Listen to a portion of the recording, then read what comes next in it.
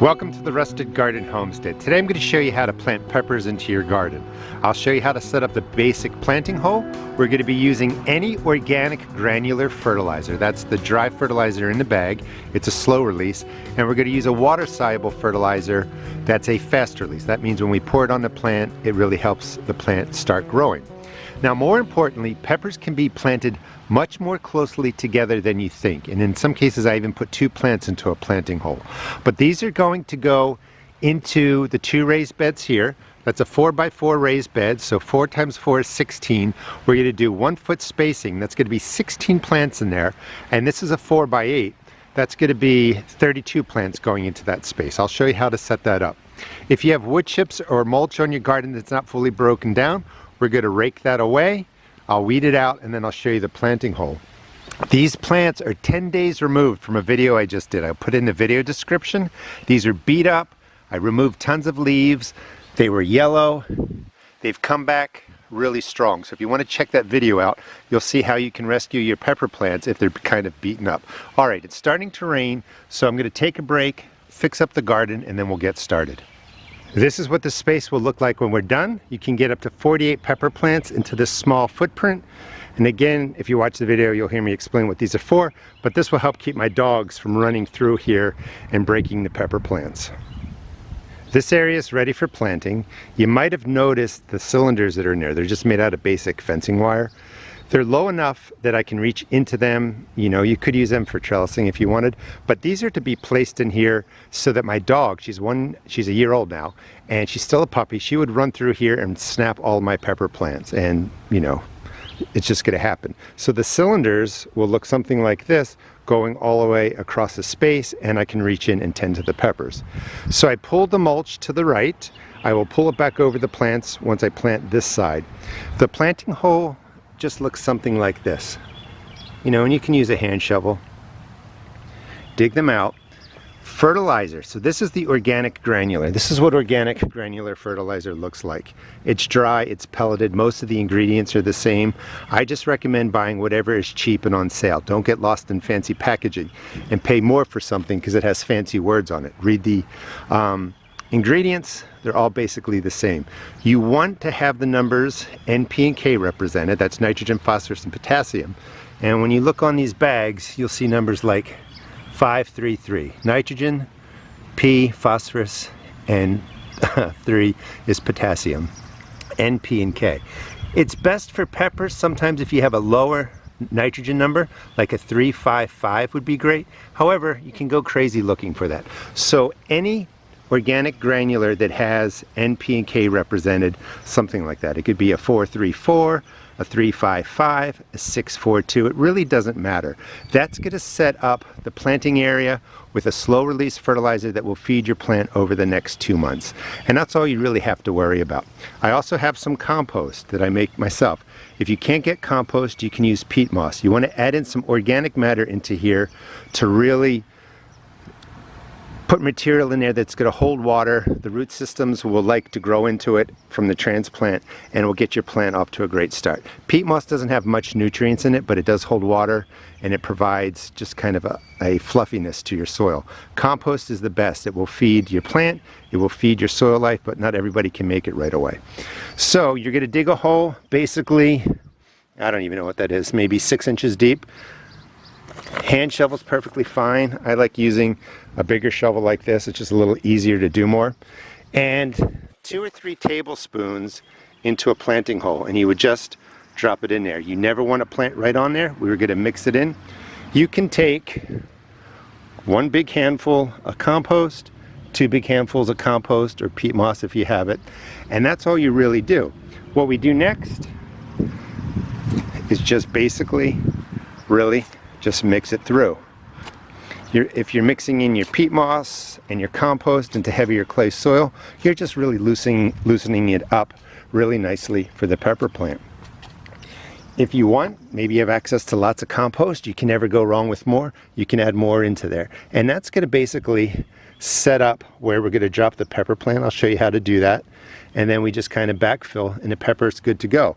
So about 1 foot apart on center are going to go the pepper plants, and you don't have to be exact, but there'll be 8 going down this side 8 more coming down here, 8 more down this way, and 8 more that way. That's going to be 32 plants. I'm just putting 1 plant into each hole, and this is all you have to do. Once they're planted, we'll talk about water-soluble fertilizer, and I'll show you how to do that. But you don't have to go crazy with these exact numbers of nitrogen at the beginning, more phosphorus later on, more potassium later on.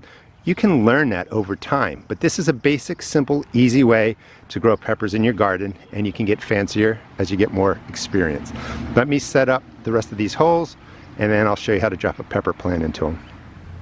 This space is coming together, and again, if you check out the video description, you'll see the video that shows you how I took care of these plants 10 days ago, and they're looking pretty good. They're starting to grow new leaves. They're going to be perfect. When you are planting pepper plants, you're really just looking for transplants. Of course, they should be green and look pretty good up top, but you want a really nice root system. As long as they have a strong root system, they're going to take off and do nicely. We're going to plant this plant to about here. You don't need to go much further past that. You can gently loosen the roots there so they're going in different directions. If you have any clay chunks like I do, just break them up. And it's just going to look something like this. And then you just backfill around it, press it in. Mulch is going to go down there. I will be labeling all these when I'm done, this way you don't lose track of them.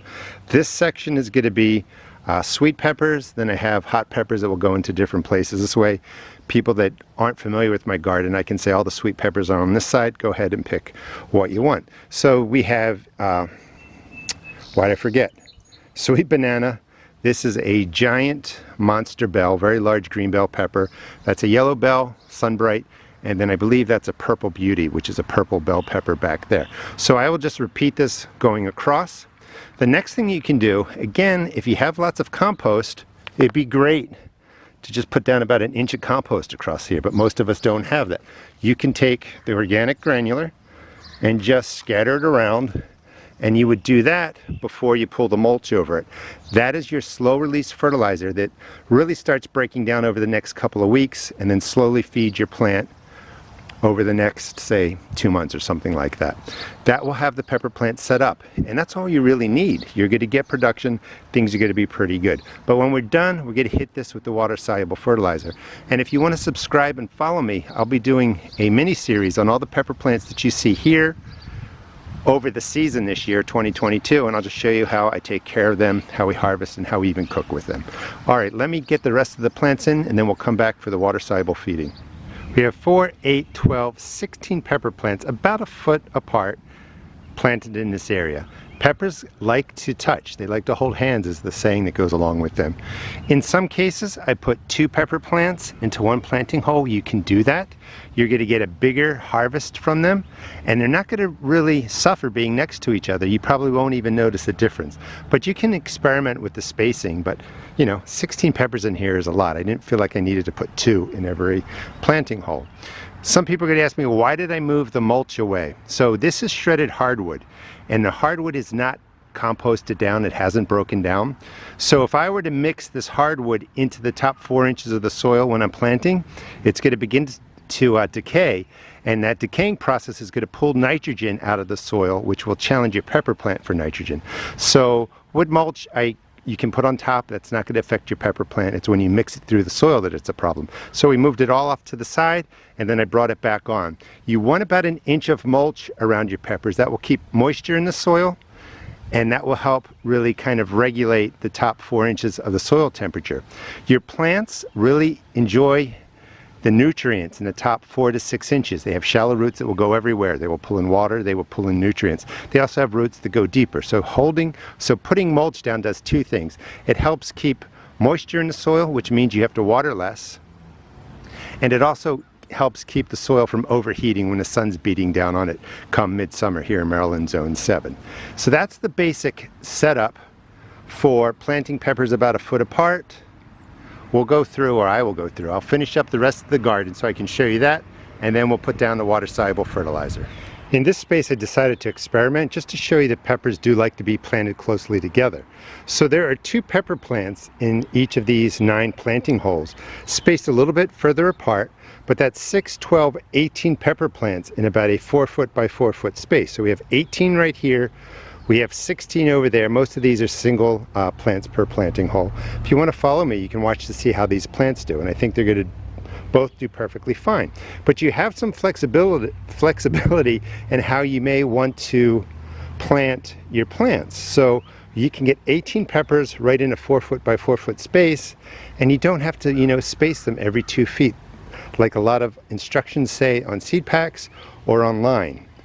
You'll save space by planting more closely together, and you're going to get a lot more production. And just real quick, pepper plants like the warmth. So they're really waiting for your soil temperatures to be in the upper 50s, 60 degrees, daytime temperatures in the 70s and 80s, and they really don't like the nighttime ambient temperatures, the surrounding temperatures, to fall below 50 degrees. If it's dropping into the 40s or your soil's not warm enough, your plants will probably yellow, not really thrive or take off. But as soon as it warms up, they're going to green up, they're going to start growing, they just love the heat. I finished planting up the space. I think I have about 43 plants in because I changed up the spacing a little bit, double plants in some places, single plants in some places.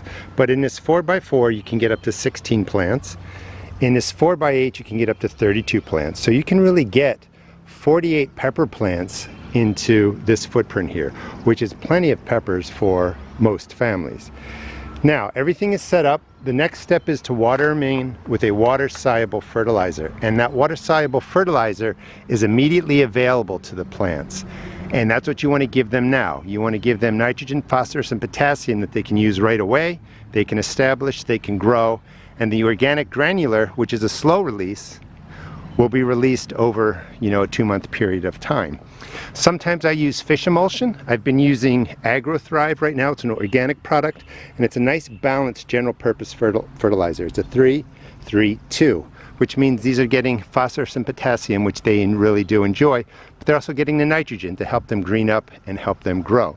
I'm affiliated with AgroThrive. Check out my video description. You can save 10% on your first order. So they're in. Simply give them a quick drink, about that much per plant.